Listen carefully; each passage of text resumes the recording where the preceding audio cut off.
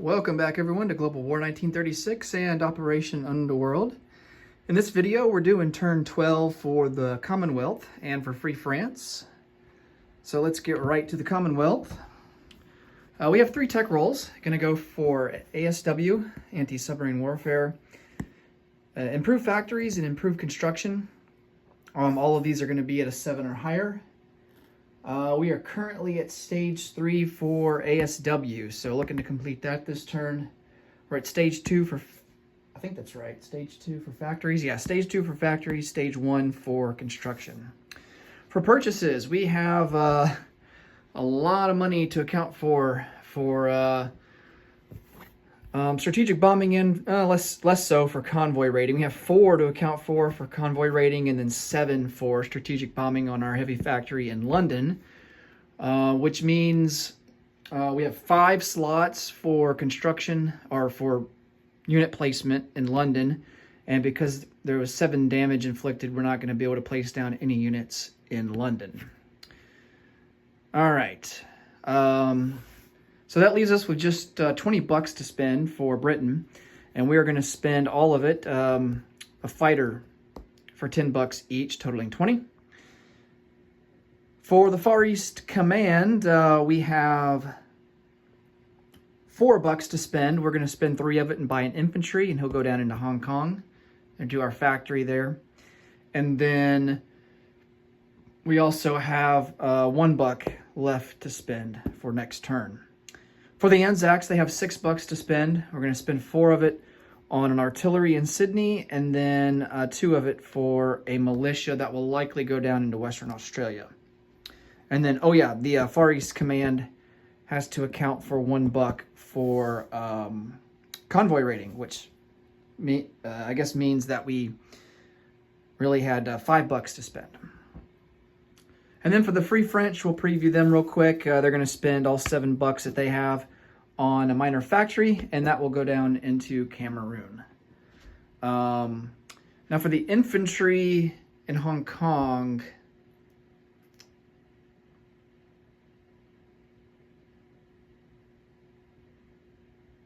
I don't think we have to draw a supply route from home country.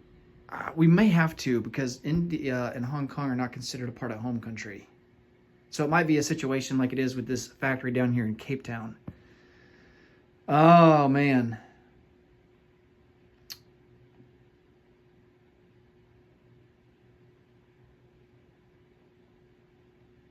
All right, well, we'll figure it out as we go along. Let's roll for our technology.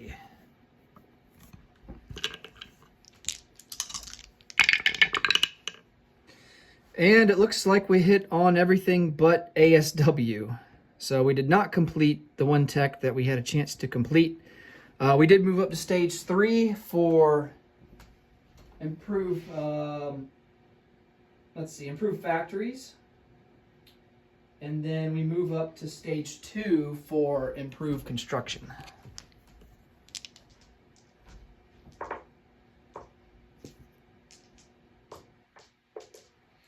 Okay, for combat moves, we got a couple, not a whole lot going on.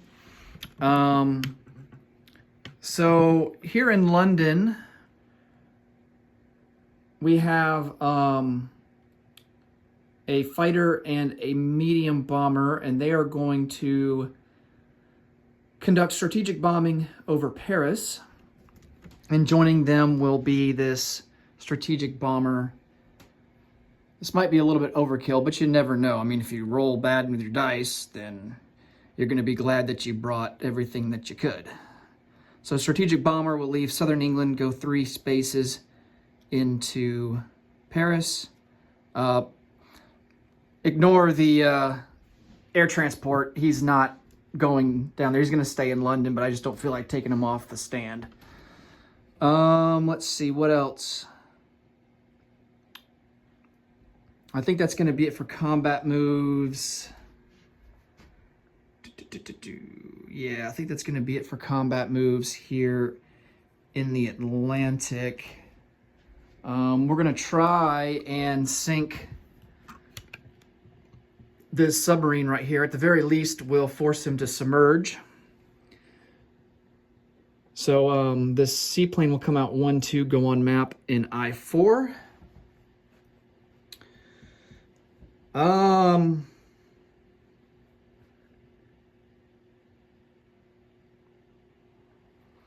We're going to try to take Abyssinia. We're going to move an infantry from French Somaliland, colonial infantry from Nubia, regular infantry from Tanzania, along with a cavalry. I'll tell you what, let's leave the regular infantry behind. We'll just send in the colonial infantry. Well, we got these guys that we can move up. So, what the heck? Let's send it all in.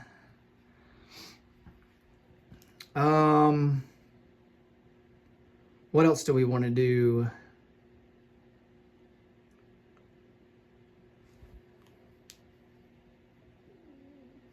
I am tempted to go after West Egypt, but our infantry, the desert just kills them. I mean, they're going to be attacking at a 1, and they've got a good stack of infantry there that defend at a 4. So I think even if I mean, we'd have an armor, but the armor's attack gets reduced as well in desert. And then, you know, we could send in our 3 planes that are on the light carriers, but I'd rather send most of my fleet that's here in the Central Med Sea and start moving them east to help out the Americans in the Pacific. I think, just out of necessity, I think we're going to have to do that at this point. Because Japan is just able to produce so much, and we need to... The problem is that the Americans are having to allocate so many resources to the Pacific just to keep up with Japan that it's preventing them from being able to allocate as much as they probably should be allocating to helping the fight in Europe. So I think the Americans have enough ships. We can leave some ships behind here in Central Europe to help defend the American fleet in case of if the Italians bring their fleet out. But so we're not going to send everything, but I think we're going to send most of it to the east. At least that's the plan. All right, let's see if there's any other combat moves. I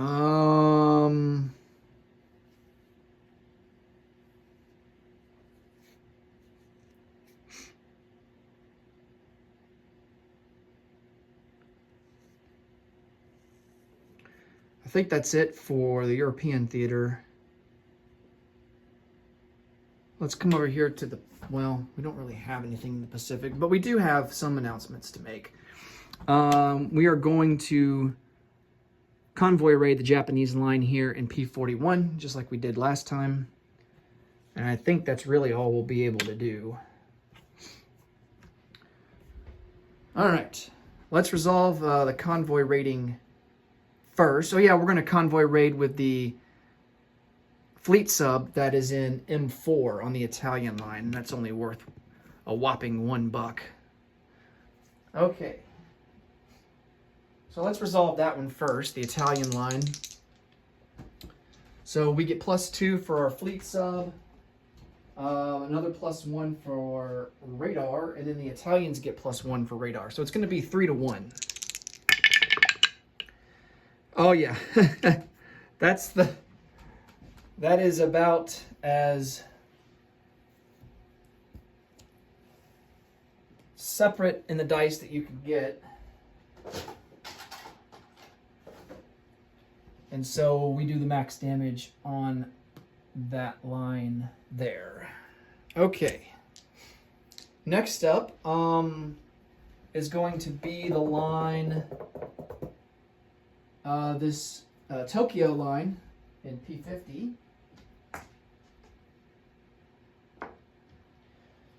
It's just a coastal sub, so it's +1, and then we get another +1 for radar.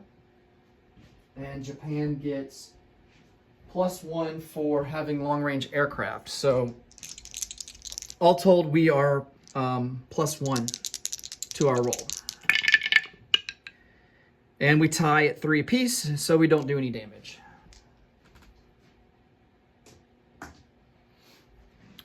Okay, let's do the strategic bombing next. So, Germany has to make a decision. Are they going to send their fighter out or not? I think that they are not going to risk losing their fighter. The British would get a roll at a 4. The Germans would get a roll at a 4. But the British would also get additional rolls. They would get 2 additional rolls at 1 for the strategic bomber and the medium bomber. So that would give the Germans a slight disadvantage. So they are going to elect not to defend. The maximum damage that they can do to a minor factory is 5. So probably not worth defending. So the German fighter will stay grounded. And instead we'll see if the AA guns can shoot any of the bombers down at a 3.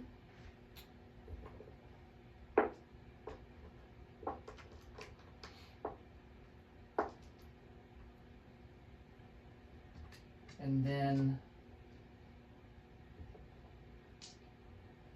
the British will get 3d6 dice, 2 for the strategic bomber and 1 for the medium bomber. All right. Okay, well, we do the maximum damage, and then the German AA guns don't shoot any bombers down. All right. Yeah, I just think if you're the Germans there, you don't want to risk losing a fighter because they are pricey to replace. So it's better, you risk losing 15, and at least in that scenario, you risk losing 15 compared to just 5. So we'll take the 5 and be on our way.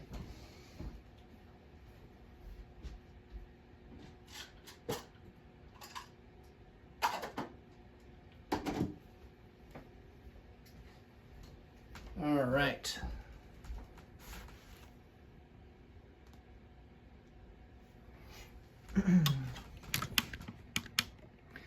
And I'm just going to go ahead and send these planes back. So the strategic bomber will go back into southern England, and then the medium bomber and the fighter will go into London. All right.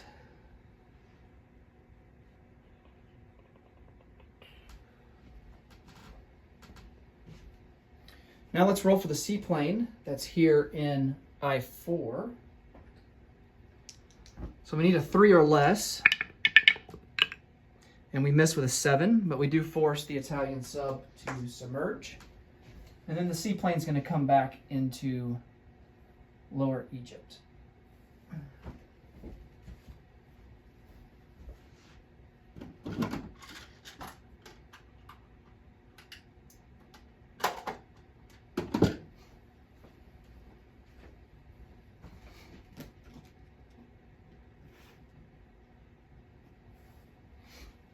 Okay.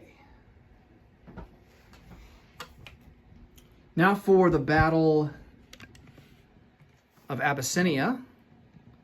And this, if we are successful, this will take a strategic objective away from the Axis.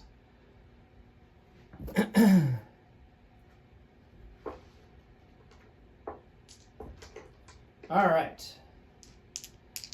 Of course, it's mountain terrains. Mountain terrain, so we have to account for that. All the infantry will attack at a 1. The cavalry will attack at a 2.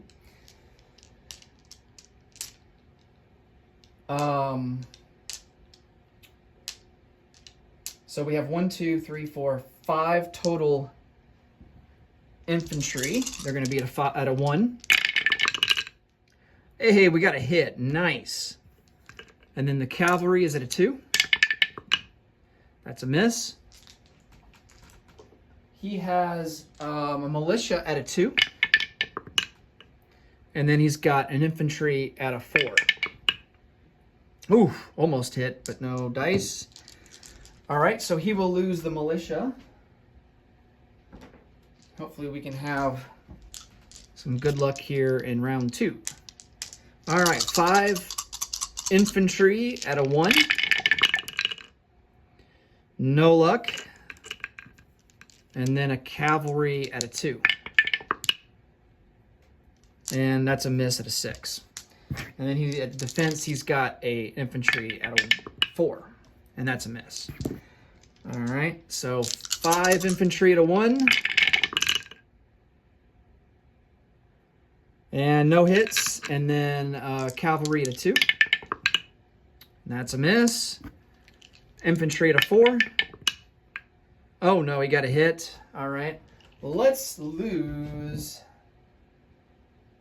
a regular infantry. So that brings us down to 4. So 4 to 1. All misses. And then a cavalry at a 2. That's a miss. And then he's got a defense at a 4. Oh, almost a hit again, but that's a miss. 4 infantry at a 1. Hey, nice. There's the hit that we need. Now, hopefully he doesn't hit. He needs a 4 or less. And he misses with a 12. All right. So we take Abyssinia.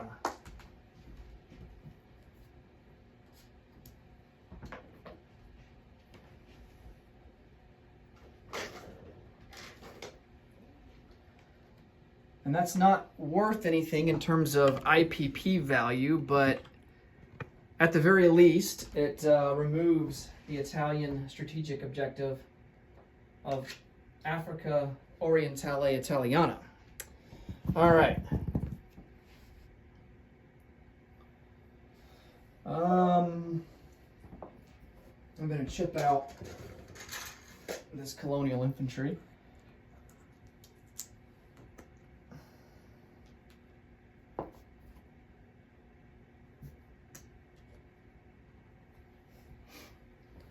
Okay. Non-combat moves. So,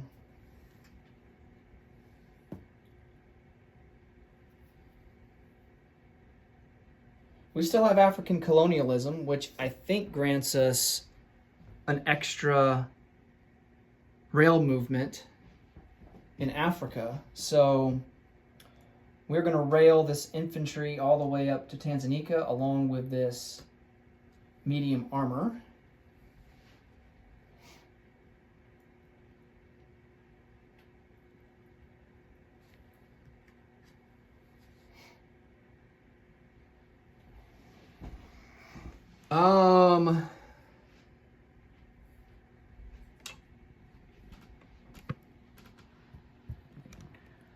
We're going to shift some of our escort duty destroyers around just a smidge.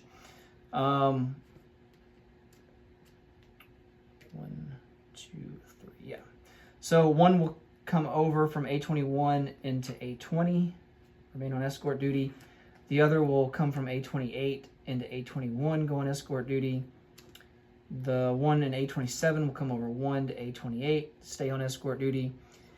The one in A35 will stay on escort duty, come up to A27. And then this guy here that's on escort duty in A42 will come over 1, 2, and stay on escort duty in A35. All right.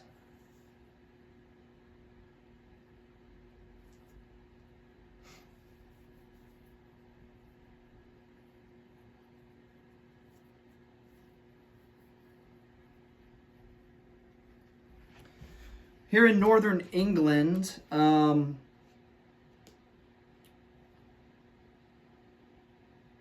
a self-propelled artillery and medium armor will come down into southern England and join the rest of this army that's down here.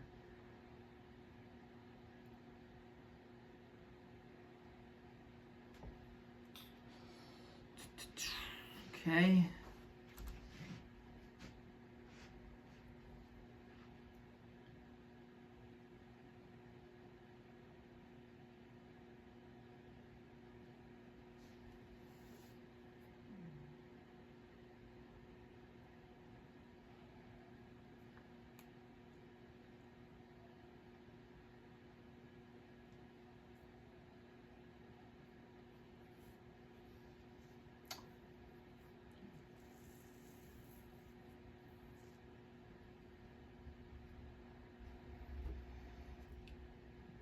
This fleet that's in port here in A21 is going to come out of port.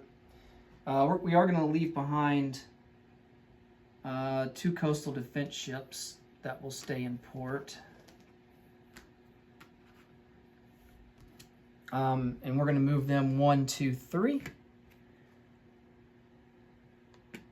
And they will go in port in A44.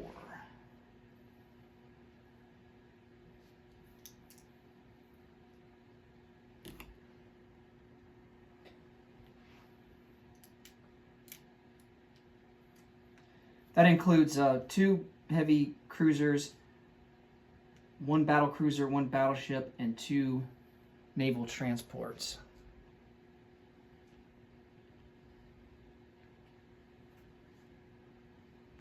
Let's see. Let's do this.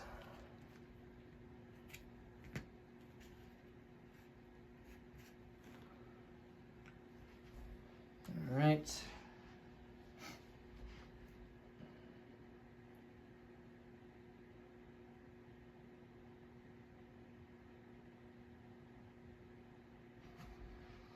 And then our fleet that's in the Mediterranean Sea,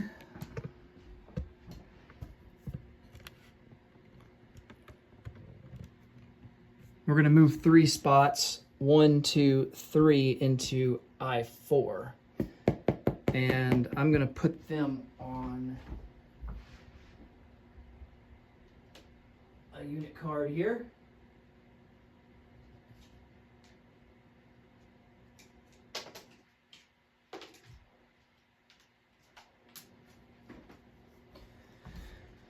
Okay.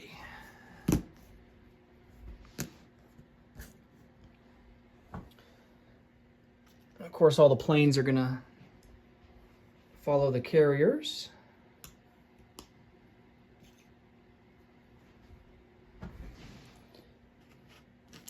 All right, so the ships that we're going to be leaving behind, that's going to include 3 torpedo boat destroyers and a light cruiser. Everything else is going to come out this way. Just going to leave that light cruiser behind because it defends pretty well against aircraft. It has a target select role against aircraft, which can come in handy with all those planes that Italy has. Yeah, I think the Americans have 2 light cruisers themselves. They're in M4, so we should be good.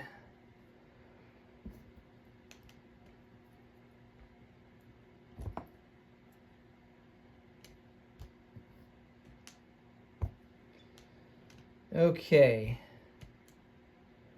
So it's going to be 3 light carriers, 2 battleships, 4 heavy cruisers, and 2 light cruisers in I4.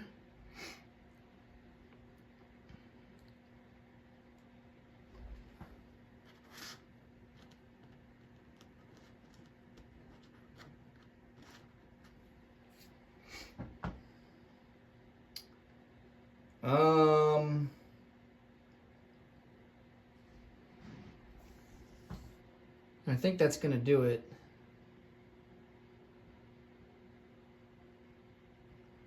For all our non-combat moves.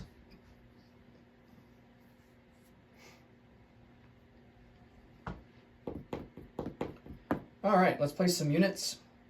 Unfortunately, our 2 fighters are going to have to go. They can't go into London. They're going to have to go into northern England. And I'll put them on flight stands off camera. All right.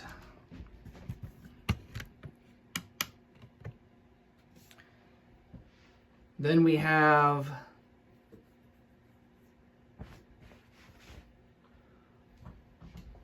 our infantry that goes into Hong Kong. I'm going to look at the rule book real quick about that to see if we have to account for drawing up a supply path for that. And then over here in Australia, down into Sydney will go an infantry. Western Australia will get a militia. Okay, let me look at the rule book real quick about this infantry.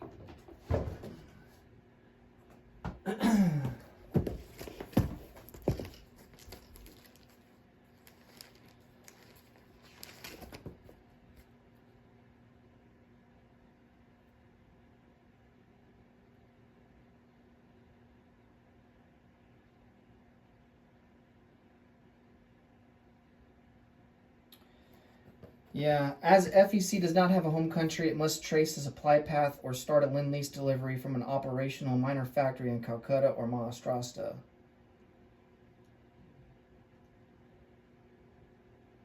What happens when you... Since our capital has fallen, I wonder if that changes anything. Okay, it says we can build eligible units in other land zones.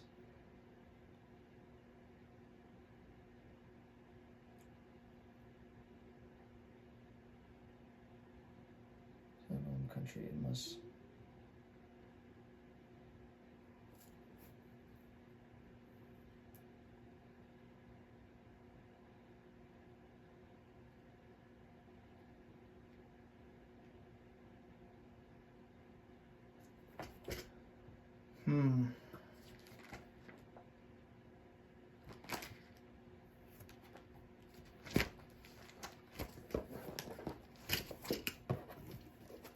I think the difference, with we had to trace a supply path down to Cape Town from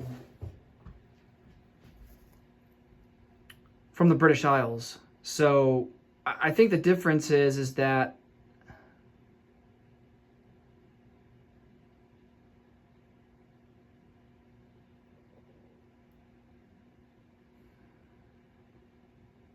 maybe it's because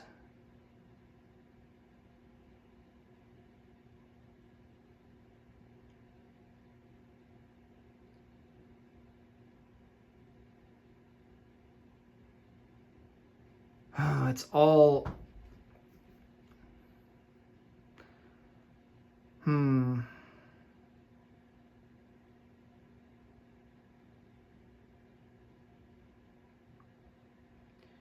Yeah, I'll have to dig more into that rule off camera.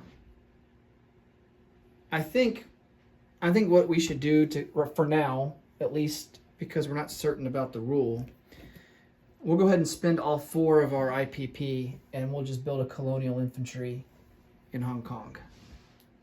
And that will be one way to skirt around it. Because you don't need to draw a supply path for colonial infantry because they're local to the area. All right. But I'm fairly certain we'd have to draw a supply path. And at that point you're dealing with interdiction and all kinds of stuff. So I mean, drawing the supply path is not going to be a problem because we have plenty of ports to connect to get there, but the main issue is all the submarines that could interdict. So we'll just go with the colonial infantry and call it a day. Okay, so that's going to be it for the Commonwealth. Let's collect some income. The British are sitting at 26 as a base.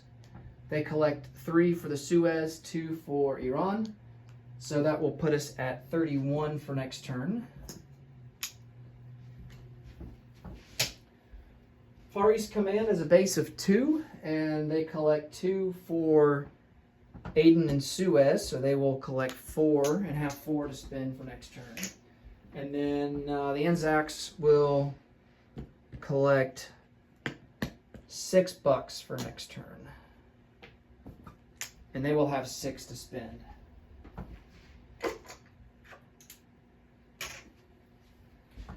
Okay, let's go to Free France. Should be pretty quick here.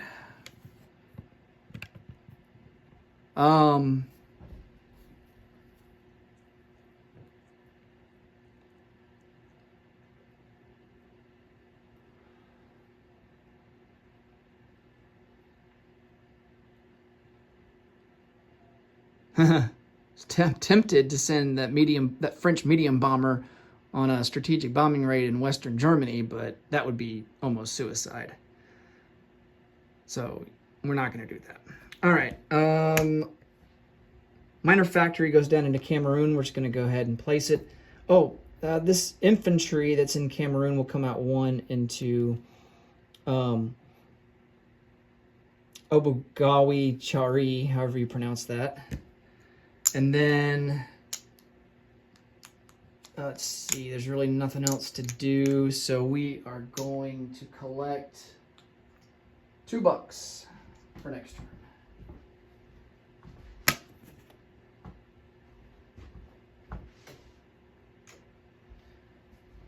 And that will do it for France. All right. Up next will be Italy. Thanks so much for watching, everyone. And until next time, take it easy. Bye for now.